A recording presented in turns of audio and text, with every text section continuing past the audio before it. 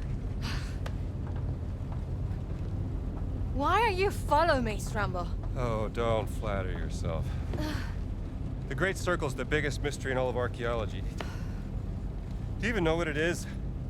Some kind of a fancy ring you're gonna put in your museum, perhaps? No. What? Do you have any lipstick? Give it to me. Right. That's the Earth. Now, throughout history, mankind has built sites of great spiritual significance. Siwa, Giza, Persepolis, Mohenjo-Daro, Sukhothai, Nazca, Machu Picchu. Now, here's the strange part. If you were to draw a line through these ancient sites around the globe, you get a perfectly aligned circle. The Great Circle. Exactly. Sounds like a coincidence to me. Maybe you're right. Maybe it's just a fluke. Or maybe Voss found something that connects these stone relics to the Great Circle. Nazis don't care about history, Dr. Jones. They only care about power. Legend says that the Great Circle does have some power, something about its geometry, a deeper force that connects these sites. Yeah, but that's superstition. And I don't believe in superstition. Neither do I. But if Voss thinks those stone relics can help the Reich, then we have to find them before he does. No, you have to find them. I have to find my sister.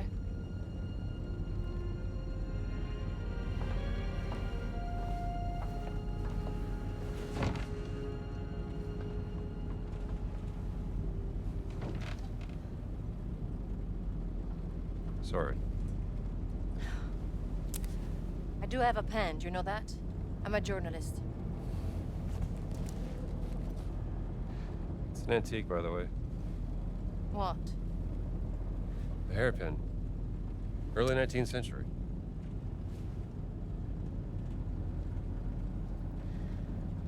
That was a gift from my sister. Yeah.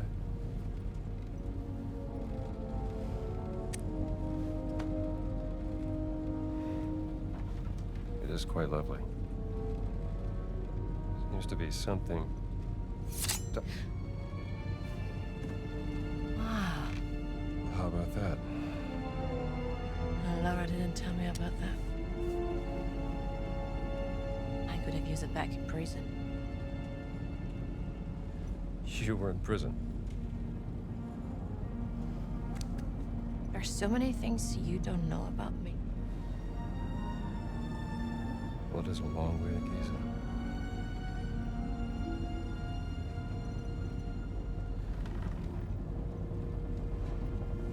Right. Gotta get some shut-eye.